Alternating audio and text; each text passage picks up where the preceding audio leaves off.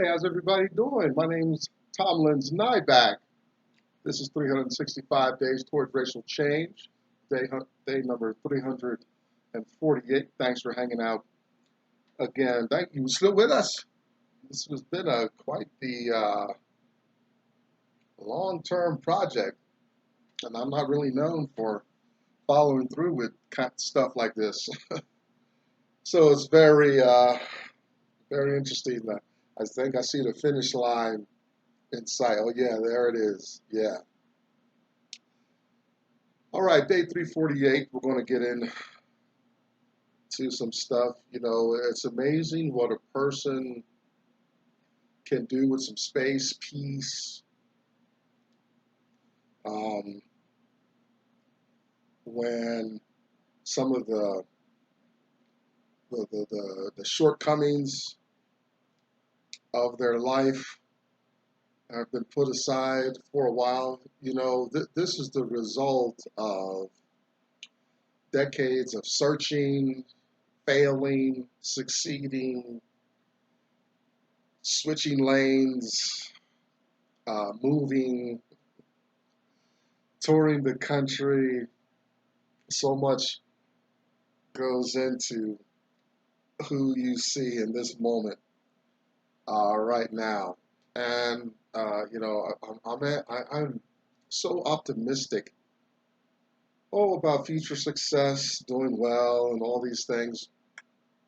But it came at such a cost of resources, uncovering truths, reconciling some mistakes of the past, a lot of introspection, counseling, friendships, relationship with God or higher power, experimenting with a lot of um, those iterations that you can find on the planet Earth.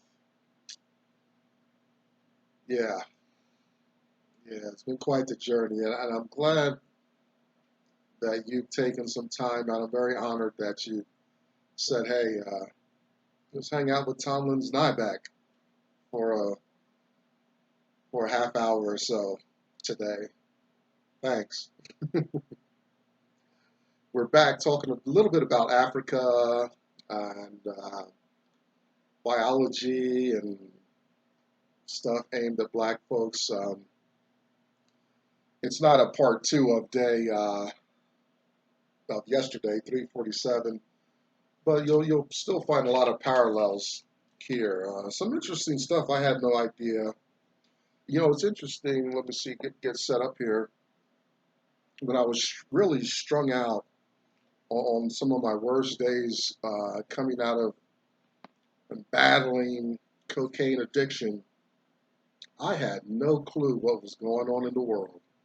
My world was very small, street corners, no current events. Like the news was what's happening in this dysfunctional, drug-ridden community and whatnot. So I didn't get a whole. I missed out on so much. You know, I'm catching. I like rock and roll, right? And I'm listening to cool rock and roll from the late '80s still. I still trying to catch up on my music and whatnot. Whole lot of other things too. I've taken to watching NBA fistfights here on YouTube, right? And it's like, wow, you know, that when I watch that, I get to catch up on some stories in the NBA that I see transpire today. Although I don't watch it, um, I don't watch the NBA much, right? You know, after you kind of see Jordan, you know, that single individual tearing up the entire league. Uh, you know, you just don't see that. I know Kobe had his day, but that's after. That's after Michael. So take it easy on that. Oh, I like all our athletes, entertainers. Glad they're doing well. That's a big branch. You know, if you can handle a ball, entertain white masses, go for it. I just wish there were other. I just wish there were more avenues open and opportunities than handling a ball or entertaining our white brothers and sisters. All right, day 348. You know, I hope you've come. I don't know. You know, I talked yesterday about kind of the racism geist in the world and whatnot, and in my personal belief that this country's not gone any real distance from its racist slavery roots from way back um, early 1500s on, from the establishment of this nation. So you know we still got some interesting little historical facts and tidbits to talk about to put the story together. You know, just like I said, like you know, I watch old NBA fights to get some context and stories of um, rivalries and things like that, and dynasties and individuals.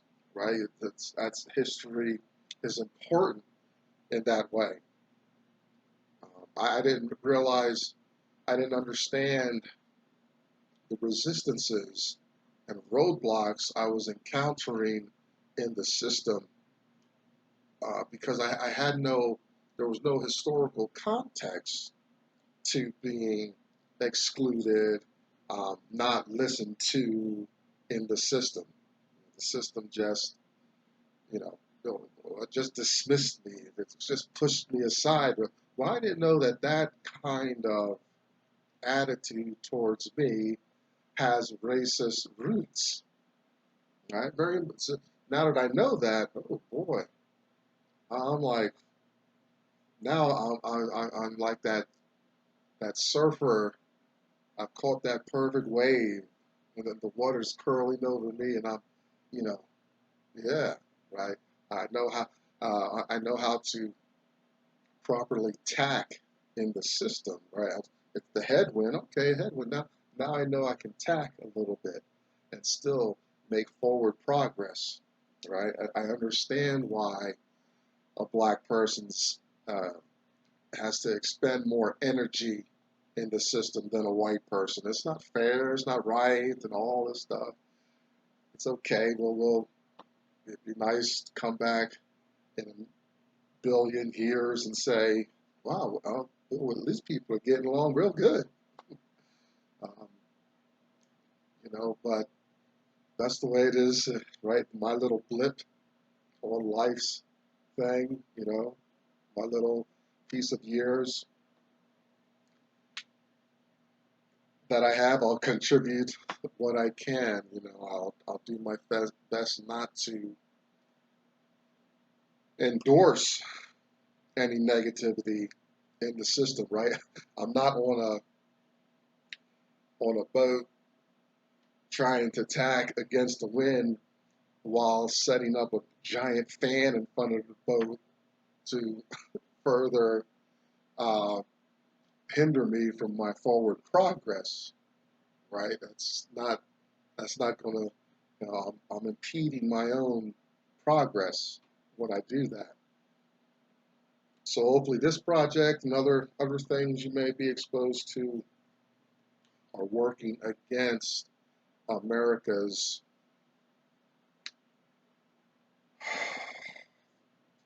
exposure, disposition to be racist. I'm inspired to do this work by a man named Dr. Claud Anderson. I've read 3 of his works. I encourage you to get them, or you can find him here on YouTube. His name's Dr. Claud Anderson, and he's here on YouTube. You find him at powernomics.com, and his works gave me the science, the technology to address racism going on in my life. Black Labor, White Wealth, Search for Power and Economic Justice, and Dr. Anderson's National Plan to Empower Black America, Powernomics. And like I said, you can find Dr. Anderson powernomics.com here on YouTube. Real easy to find. He's got a lot of good stuff to say. I think he's very fair as well. Behind me, you see the hashtag #us2 symbol. Find black women having their support with one another, their community. Check out Black Enough, BLAGGENUF, kind of black Facebook experience. If you can't find your flavor here on the World Wide Web, do what I did. Start your own little community. Oh, check out Dr. Boyce Watkins at the Black Business School, theblackbusinessschool.com. Also a good friend mine. I'm just going to draft him into my friendship. Tyrone Gregory, self-employed tax guy. Find him on LinkedIn. Reach out to him. He's on Twitter as well. Oh, if you've got an interest in money, you want to know how things work, Federal Reserve, World Banks, very important book to read. G. Edward Griffin's The Creature from Jekyll Island. I can't wait to read that book again, actually. And finally, Harry Beecher Stowe's Uncle Tom's Cabin. We have story time. We've gone through the whole text, but we're taking little parachute jumps into some portions of the text that really stood out in my mind. Today, day 348. Back in a Black History Reader, and we're in question 94 if you have the text. The question is, did South Africa prepare chemical and biological weapons to use against African blacks? The answer is yes, but let's look at some proofs of that. There's a doctor, and I can't. His first name is interesting, Dr. Wouter Basson, South African. It's a whole different thing, but he's nicknamed Dr. Death. Fine, look on YouTube about that. But this is a little bit after Nelson Mandela's release from prison, and Nelson, became president of South Africa. It had a meteoric rise, things like that. But this Basson was almost, I guess, enlisted to create chemical and biological weapons to be used to kind of attack the black population of South Africa. And South Africa, like if you look at a map and you look at pull up demographics, the one map I pulled up, it cited, and it went by skin color. It's black, mixed, white, right? The black section is the giant majority. Mixed, there's the kind of down in the southern area of South Africa. And then the whites, you see these pockets of white folks, right? And South Africa, fell victim to being overrun by a white minority, right? It's the same paradigm, the same thing that happened in America, when all this lush, fertile land was discovered in America. White folks, Europeans, just came in and took over and mastered the people and the land, imported labor, and all these things. South Africa, history is much the same. There's resources there and all that, and the minority with force,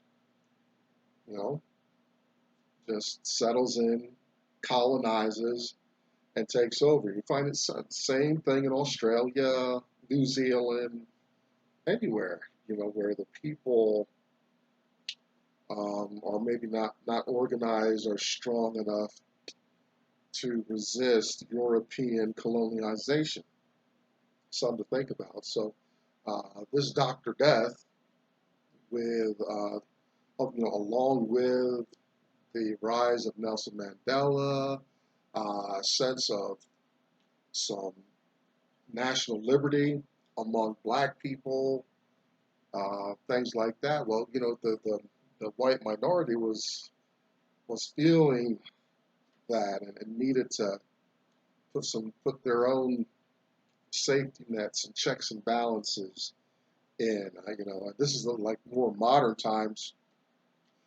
America went through this with the creation of the Second Amendment. The Second Amendment, right to bear arms, is a strong reaction to black people feeling a sense of pride and um, entitlement to privilege, desire to be free.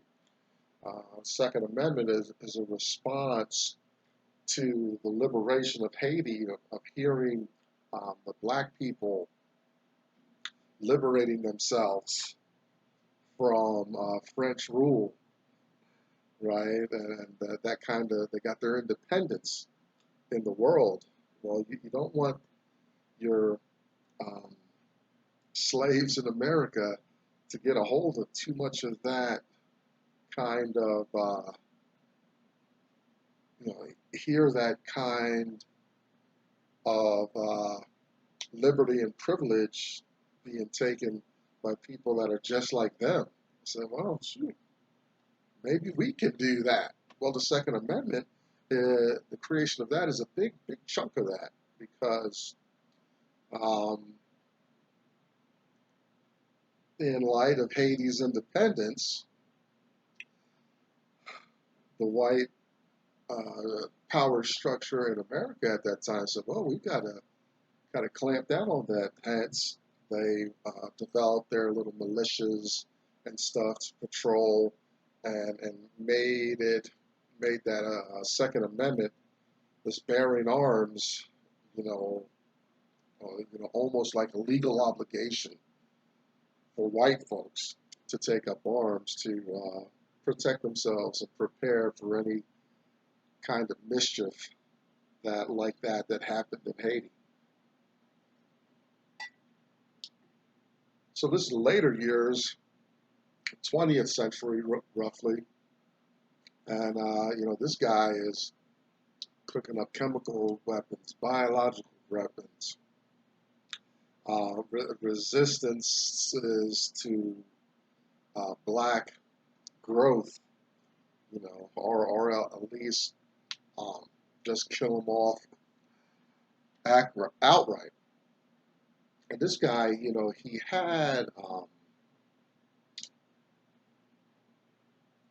access to a lot of stuff. He was a cardiologist, is what Wikipedia says. I don't do a whole lot of in-depth stuff. I just see what's the internet talking about, right? But that's what I came up with.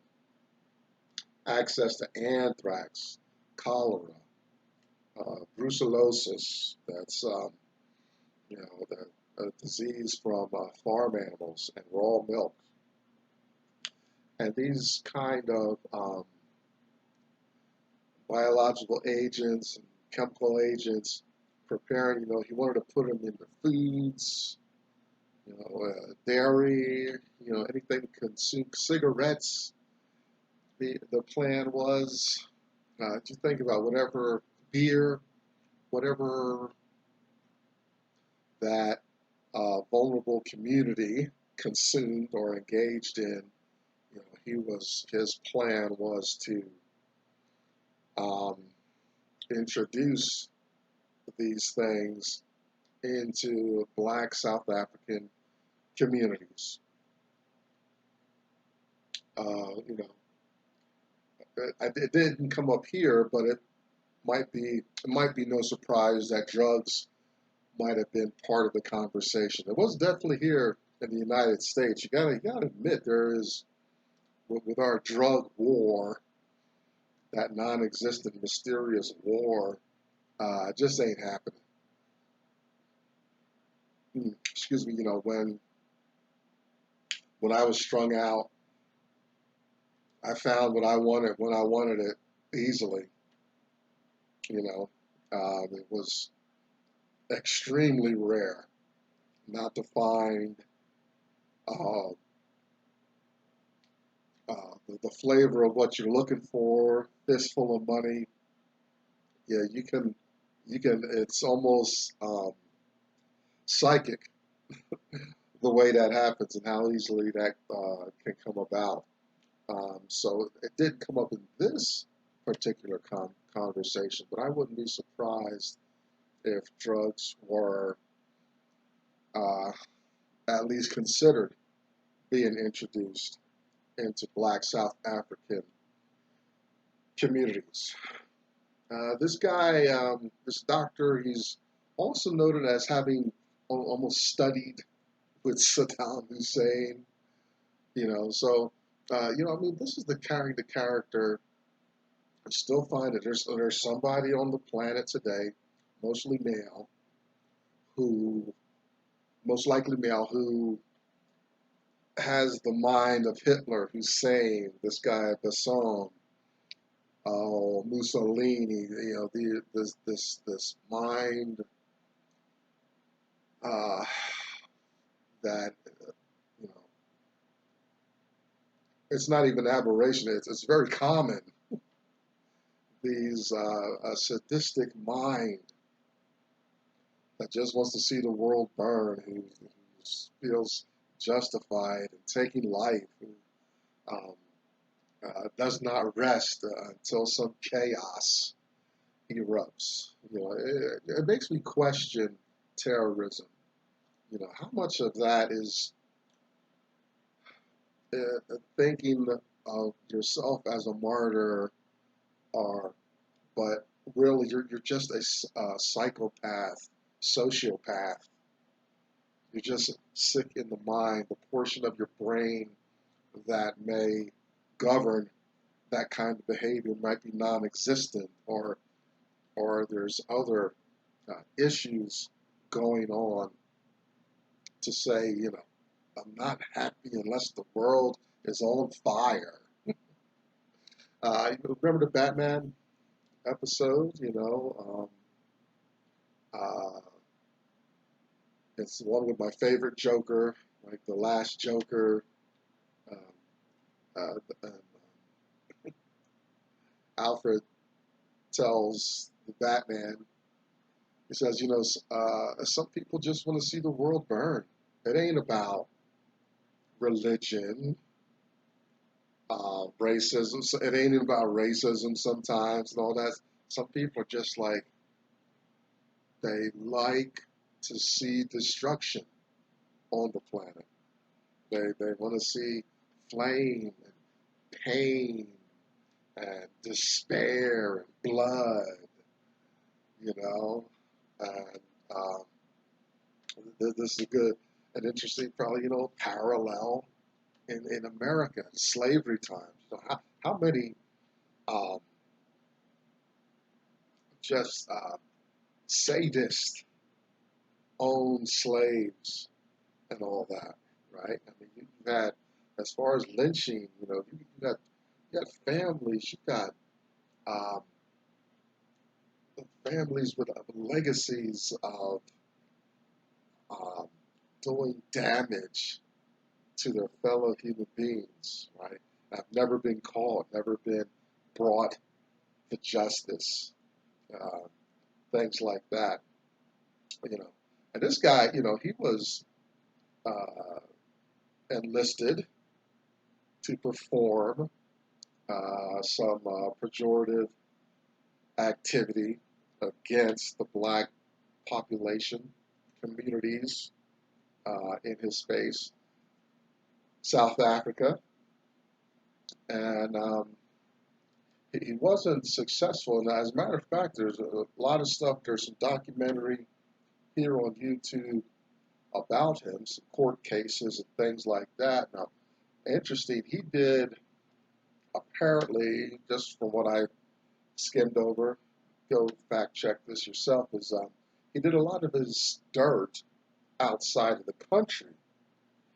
And therefore, when he's brought to South African justice, they really had to prune off a lot of the charges against him because the South African court was like, whatever he did over there and stuff and all that, we have no jurisdiction there. That may be some issue for a world court or somebody like that to take care of. But as far as in-house, a lot of this stuff we got to cast aside because it happened outside our borders.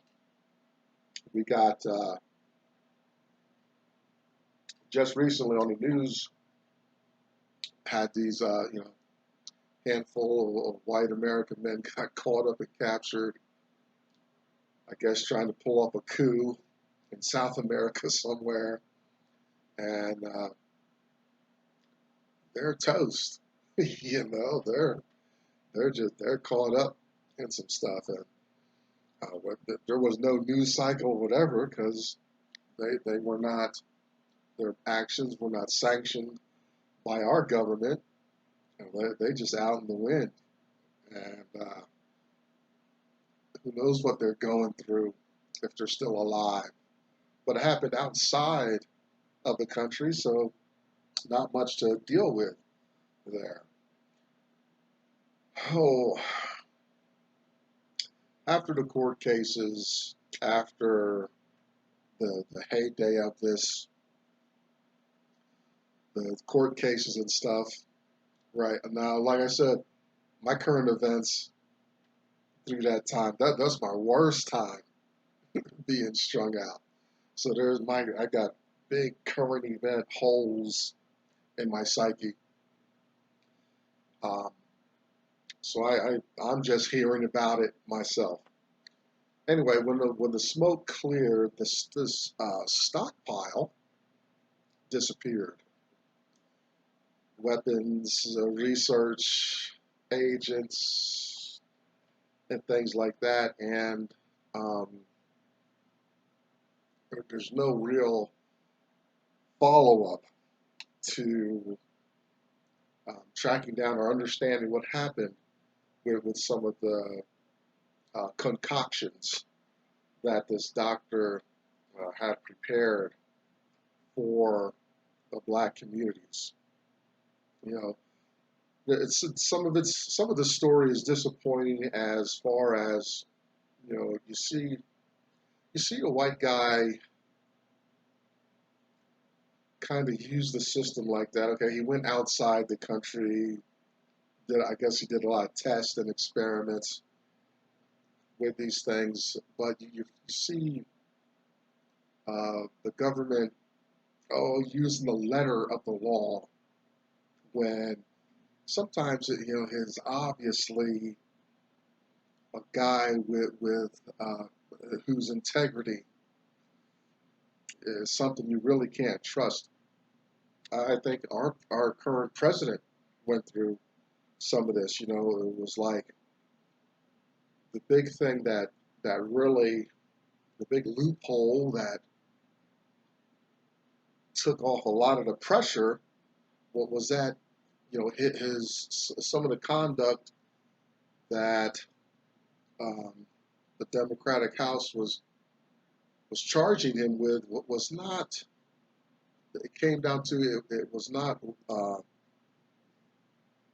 He didn't violate any aspects of his office. There was questions of morality, character, integrity, but those were not offenses. Um, you know, that did not. He did not break the laws as they were written. You know, um, maybe it's shady and whatnot, but here's well all the framework we're going to work within. We even might feel that his words and actions could use some attention, but what he did was not uh, bad enough to get him out of office and things like that. Uh, So, but you see the same kind of attitude, right? You know, it'd be interesting to see the specifics of this case and the things that this guy allegedly did on the outside of South African borders. Oh, but nevertheless, in house, the court was like, yeah, you know, maybe that's true, and it's disgusting, and it's wrong. Maybe he should burn in hell and all that. But our power is restricted here, right? And how much of that is more of the kind of white privilege um, versus trying to be hold some integrity in in administering your judicial power in the land. South Africa, South Africa. Still some issues there. I'll end with this. You know, it was interesting to watch. You know, as the virus comes on, you know, what kind of aid or help or strategies are in place for Black people in South Africa, right? An early piece I saw, they were rounding up Black men and just putting them in crowds in vacant sports venues and whatnot. Um, Later, I saw maybe some caretaking testing going on, but are they being sequestered? Are they allowed to socially distance? What's happening there? So something to think about. Always an important thing to think about racism around the globe. Let me end with that. It's day 348 out of the way. 365 days towards racial change. My name's Tom Nyback. I'll see you next time.